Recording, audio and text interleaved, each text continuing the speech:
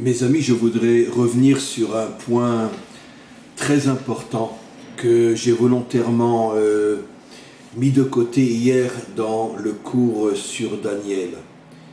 Et un point qui va nous permettre aujourd'hui de compléter une notion très importante qui a été commencée hier mais que je voudrais terminer aujourd'hui. Il y a quelque chose de très surprenant par rapport au contexte que je vais expliquer. Quelque chose d'incompréhensible. Le miracle que ces trois personnages vivent et ils sont sauvés de la fournaise, ils sortent intacts. Et pourquoi je dis que c'est quelque chose de tout à fait incompréhensible? Rappelons-nous le contexte dans lequel se trouve le peuple juif à ce moment-là. Le temple vient d'être détruit. Des massacres inimaginables se sont produits en Israël lorsque Nabucodonosor et ses armées de mercenaires ont envahi le pays, ont détruit Jérusalem. Les prophètes en parlent, nos maîtres en parlent. On ne peut même pas imaginer ce qui s'est passé. Pratiquement les 3/4 du peuple juif a disparu à ce moment-là, au moment de l'invasion des Babyloniens. Ceux qui ont été déportés, ceux qui ont été pris en exil en Babylonie, 99% d'entre eux vivaient dans des conditions horribles. Ils étaient maltraités et 1 milliard de fois pire encore, comme on peut l'imaginer.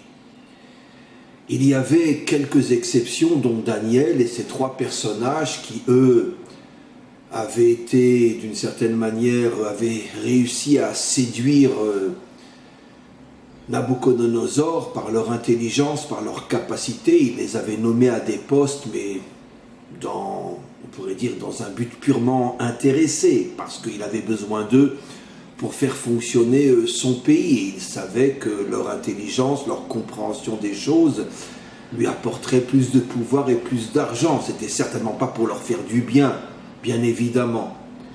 Donc, le peuple juif vient d'être détruit. N'oublions pas qu'avant la destruction du premier temple, les 10 tribus d'Israël avaient déjà elles-mêmes été exilées par Sanchériv. Donc, finalement, il n'y a pratiquement plus de peuple juif.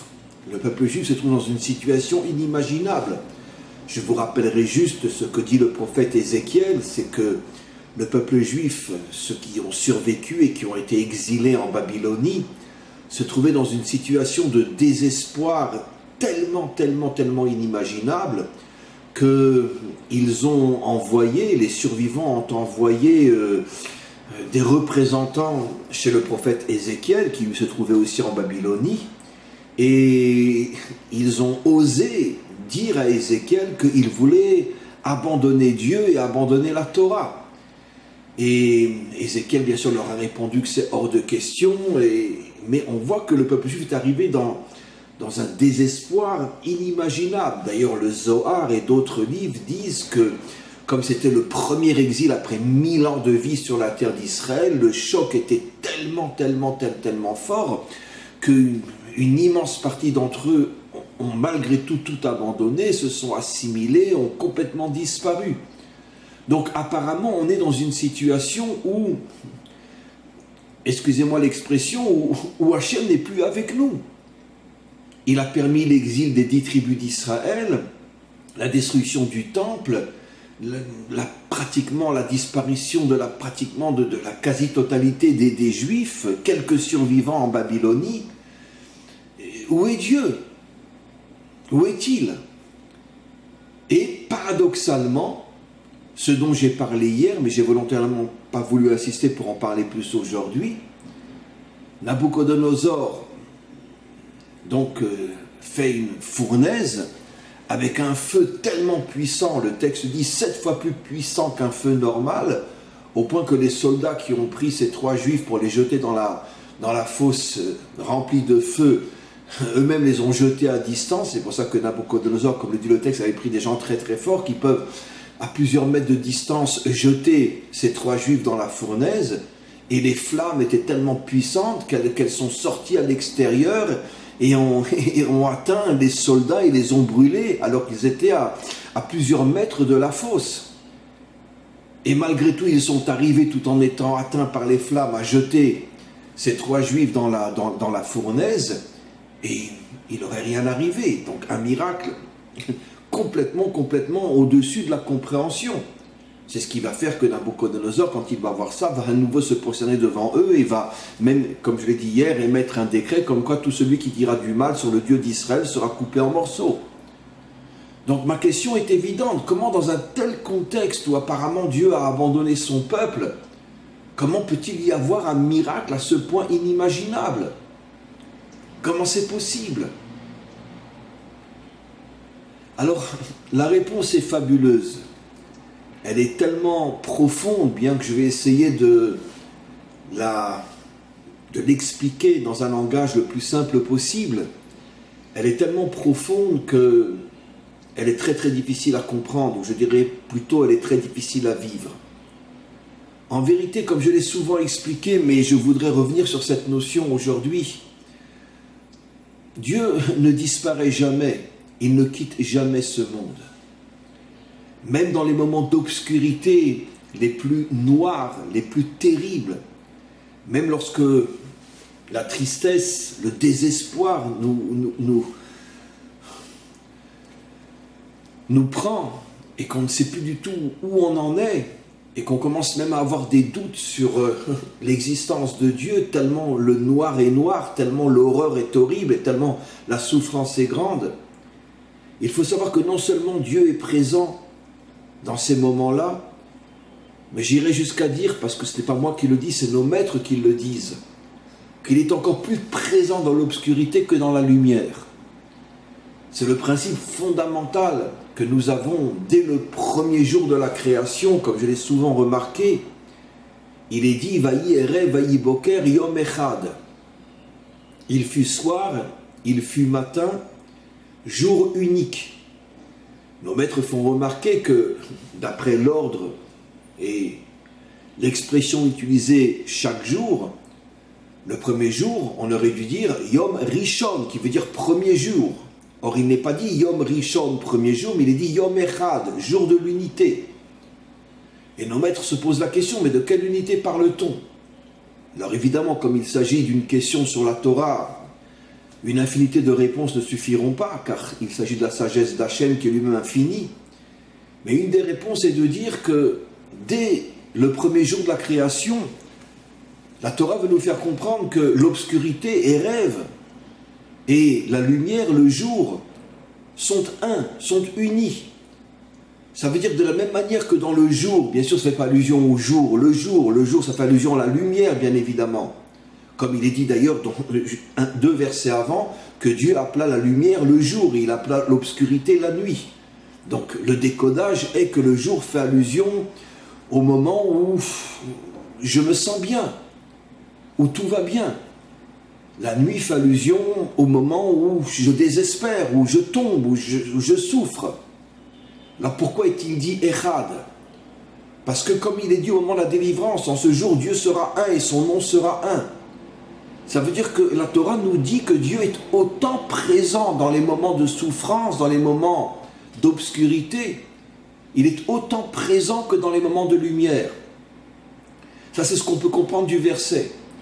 Mais nos maîtres vont encore beaucoup plus loin, comme je l'ai souvent rapporté. Ils disent que pas seulement Dieu est un, à la fois dans l'obscurité et dans la lumière, mais dans l'obscurité, la lumière est encore beaucoup plus forte que dans la lumière elle-même. Et le Baal HaTanya, par exemple, rapporte cet exemple que j'ai déjà rapporté des milliers de fois, que quand, d'une manière inattendue, tu ouvres une lumière trop forte devant les yeux de quelqu'un, il ne voit plus rien. Il est dans l'obscurité totale. Il dit « je ne vois rien, ouvrez la lumière, je ne vois rien ».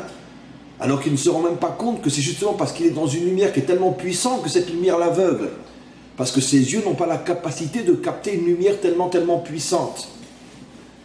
Et de là, le Baal HaTanya et quantité d'autres maîtres nous expliquent que justement, quand le maître du monde veut introduire dans ce monde une lumière inimaginable, nous, on a l'impression qu'on est dans l'obscurité totale. Mais en vérité, cette obscurité n'est que la conséquence d'une lumière qui est trop forte pour que nous puissions la comprendre, la capter, et surtout pour que nous puissions la vivre.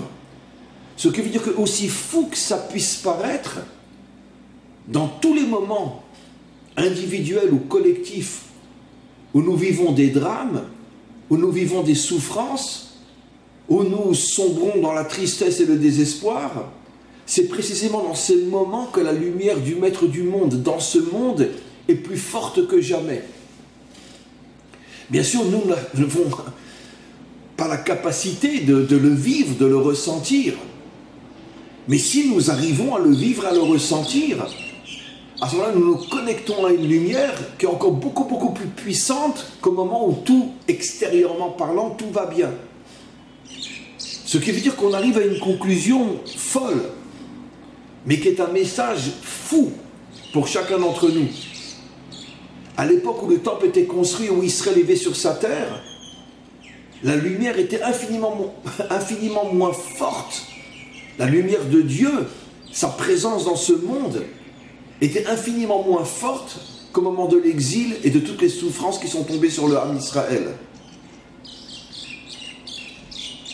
Ce qui veut dire que d'une manière générale, la lumière d'Hachem dans ce monde est encore beaucoup plus forte, bien qu'extrêmement cachée, beaucoup plus forte pendant la période d'exil que pendant les périodes où apparemment tout va bien. Parce que quand apparemment tout va bien, il s'agit d'une petite lumière que nos yeux peuvent capter, que notre conscience et notre ressenti peuvent vivre. Mais lorsque tout va mal, c'est parce qu'on est en présence d'une lumière qui est trop forte, qui nous dépasse et qui nous met, nous, dans le sentiment d'obscurité et de souffrance. D'ailleurs, ce principe fondamental est révélé tout au début de la Torah. Comme je l'ai souvent expliqué, dans les premiers versets, il est dit que l'obscurité, le tohu et le bohu recouvraient toute la face de la terre. Et Dieu dit que la lumière soit. Et la lumière est apparue. Le maître pose une question évidente. De quelle lumière s'agit-il? Il n'y a pas encore ni de soleil, ni de lune, ni d'étoiles. De quelle lumière s'agit-il? Et nos maîtres révèlent qu'il s'agit de la lumière d'Hachem, qui a repoussé l'obscurité. Mais tout de suite après, il l'a cachée. C'est ce qu'on appelle le Or HaGanuz, la lumière cachée. Et c'est à l'homme de retrouver cette lumière précisément cachée, c'est-à-dire cachée où? Dans l'obscurité. Et de là, nos maîtres expliquent que toute la fonction, toute la mission de l'homme sur terre, c'est de ne jamais se désespérer de la présence d'Hachem dans ce monde.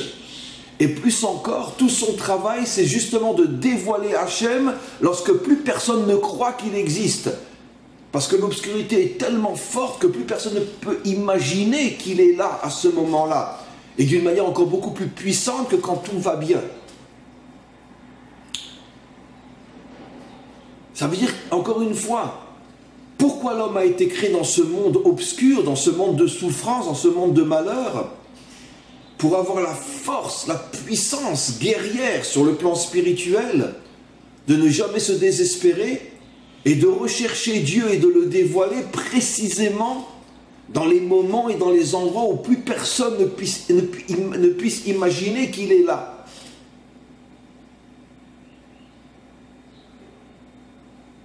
J'ai honte et j'ai beaucoup de gêne à dire ce que je vais dire. Mais Dieu était présent même à Auschwitz, même à Treblinka. C'est évident que 99% des Juifs qui étaient là-bas n'ont pas pu le comprendre. Et je les comprends tout à fait, et je les respecte tout à fait. Parce que comment tu peux être à Auschwitz et croire que Dieu est avec toi? Mais il y a eu quelques exceptions. Et d'ailleurs, même qui ont survécu, qui avaient une connexion avec Hachem, même à Auschwitz. On raconte cette histoire, j'ai raconté des milliers de fois sur un grand rabbi qui a été attrapé, mis à Auschwitz, transformé comme tout le monde en squelette. Donc on ne peut plus voir qu'il était un rabbi avant d'arriver à Auschwitz. Et il y avait un SS là-bas qui voyait dans ses yeux que cet homme-là, il n'était pas comme les autres. Qu'il avait un passé extraordinaire. Et il a soupçonné que ça devait être un grand rabbi avant de rentrer à Auschwitz. Et tous les jours, il le poursuivait, il le frappait dans le but de le tuer. Mais il ne le tuait pas parce qu'il voulait le faire souffrir. Et un jour, il lui courait derrière. Et il l'a fait tomber, et il lui a mis sa botte sur le cou, et il lui a dit, dis-moi, c'est qui le peuple élu? C'est toi ou c'est moi? Et le rabbi, qui a survécu à Auschwitz, qui après s'est installé en Israël, la première chose qu'il a fait, c'est construire un hôpital qui existe jusqu'à aujourd'hui, l'hôpital de Laniado, c'était le rabbi de Tzanz. Il lui a dit, c'est celui qui est sous la botte, qui est le peuple élu, ou le peuple choisi. Bon, je le dis selon l'expression de ce Bosch, qui lui a dit le peuple élu. Bien que, comme j'ai expliqué, c'est marqué nulle part peuple élu, c'est marqué peuple choisi, avec tout ce que j'ai déjà expliqué comme nuance. Mais peu importe, il lui a dit, celui qui est sous la botte, c'est le peuple élu. Comment tu peux voir des millions d'hommes et de femmes et d'enfants massacrés, comment tu peux être sous la botte d'un nazi, et tu dis, celui qui est sous la botte, c'est le peuple élu. Comment? Mais le nazi a été tellement choqué par la réponse qu'il est parti, il l'a laissé. Il a été tellement bouleversé par la puissance, par le courage, et surtout par la foi, par la émouna de cet homme qu'il l'a lâché. Et c'est comme ça que finalement, il a pu sortir d'Auschwitz et s'installer après en Israël et fonder une lignée de chassidout extraordinaire. Comment c'est possible? Parce qu'il semblerait que cet homme savait que même là où il était, il avait une connexion avec le maître du monde peut-être encore plus puissante qu'avant de rentrer à Auschwitz. Comme je l'ai souvent expliqué, dans l'histoire, on a des preuves absolument incroyables concernant notre histoire à nous. L'Inquisition, qui a causé le massacre, la dispersion de millions de Juifs.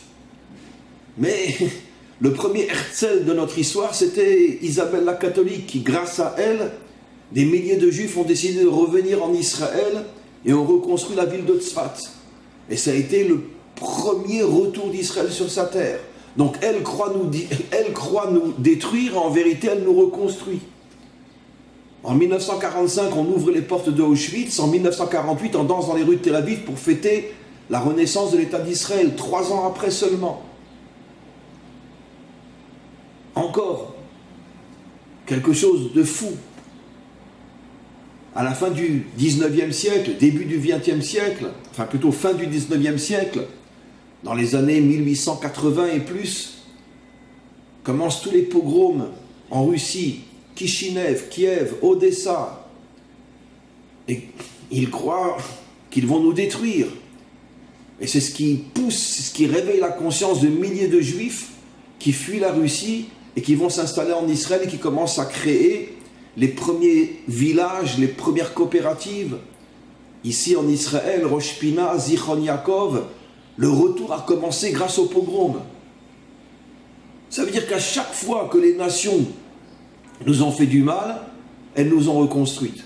C'est pour ça que je dis toujours avec un cynisme de dessous, mais qui est malheureusement vrai, vive les antisémitismes, vive les antisémites, continuez, continuez, grâce à vous on est toujours là. Sans vous on aurait disparu depuis longtemps. C'est vous qui nous avez reconstruits. Vous êtes des ordures, on vous crache sur la figure. Un jour, on ira même faire nos besoins sur vos tombes. Mais d'un autre côté, et sans vous, on ne serait plus là. C'est vous qui nous avez sauvés. Vive les antisémites. Parce que toutes les souffrances que vous nous avez imposées, c'est ce qui a réveillé notre conscience et nous a aidés à nous prendre en main, à nous reconstruire. Ce qui veut dire que c'est encore un exemple simple pour montrer que la souffrance, l'obscurité, cache en elle une force, une lumière incroyable que le peuple juif a toujours su récupérer pour se reconstruire grâce à ceux qui lui faisaient du mal. Mais ce principe est vrai pour Israël en tant que peuple, mais pour tout homme. Quand tu es dans une situation difficile, insupportable, sache que c'est là que le maître du monde te teste pour tester ta véritable confiance en lui et pour que tu comprennes que c'est précisément dans cette situation insupportable que se cachent des forces et une lumière divine inimaginable que tu ne pourras jamais recevoir et tu ne pourras jamais te connecter à elle dans un moment normal. Et voilà, c'est l'explication du miracle de ces 3 personnages. Eux, pas seulement savaient, mais ressentaient, vivaient de toute leur force que précisément dans cette obscurité inimaginable, dans ces souffrances inimaginables du premier exil d'Israël, après 1000 ans de vie sur sa terre, se cachait précisément une lumière inimaginable, encore plus puissante que l'obscurité. Et que c'est ça le test du maître du monde. Vous me cherchez seulement quand tout va bien, ou vous me cherchez précisément quand tout va mal? Vous vous connectez à moi quand vous avez la réussite, ou vous vous connectez à moi même lorsque vous n'avez plus rien? C'est ça le test de la véritable foi. C'est ça le test de la véritable émouna. Tu me sers par intérêt ou tu me sers véritablement parce que tu sais qui je suis et que je suis toujours là?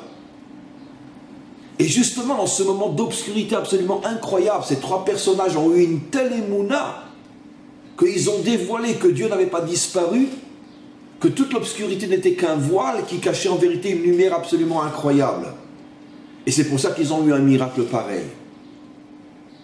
Mes amis, ce message concerne chacun d'entre nous. Je ne dis pas qu'il faut se mettre à danser, à rigoler et à faire comme s'il n'y avait pas de difficulté, pas de souffrance. La souffrance, bien évidemment, est une souffrance. Les épreuves, évidemment, sont des épreuves. Mais c'est précisément dans ce moment-là que Hachem teste notre véritable émouna. Est-ce que véritablement tu es connecté à moi, oui ou non? Et lorsqu'on arrive à traverser le voile de l'obscurité et à se connecter à cette lumière cachée, on atteint des niveaux spirituels que jamais, jamais, jamais, jamais on pourra atteindre dans les moments où tout va bien. On a quantité d'histoires dans le Talmud, dans le Zohar et ailleurs, sur des grands maîtres d'Israël qui ont traversé des souffrances inimaginables, comme Rabbi Akiva, et qui ont atteint des niveaux spirituels qu'ils n'auraient jamais pu atteindre, même s'ils avaient étudié la Torah pendant 1000 ans, lorsque tout allait bien, pendant 1 million d'années, lorsque tout allait bien, ils n'auraient jamais atteint le niveau qu'ils ont atteint grâce aux souffrances qu'ils ont traversées et surmontées.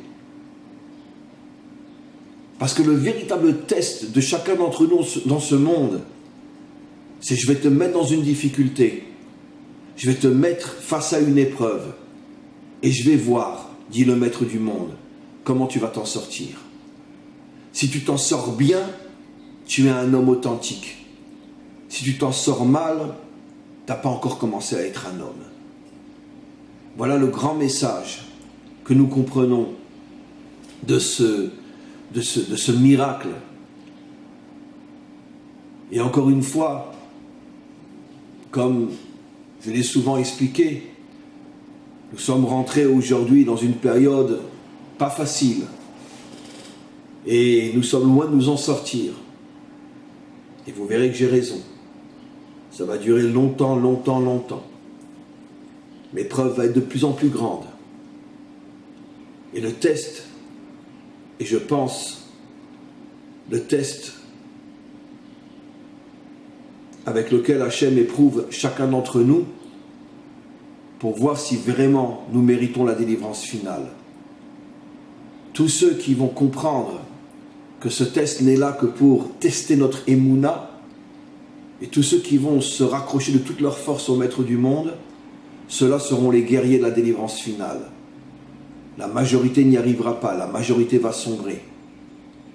Mais ce n'est pas une question de majorité ou de minorité, c'est une question de qualité et pas de quantité. Les hommes de qualité qui vont renforcer leur émouna dans les temps qui viennent et dans les difficultés que nous allons traverser l'humanité tout entière et surtout nous, peuple juif. Ceux qui se raccrocheront de toute leur force au maître du monde, ceux-là seront la matrice de la délivrance finale. Ceux-là vont faire naître le Mashiach. Amen, Vechen Yeh Ratzon.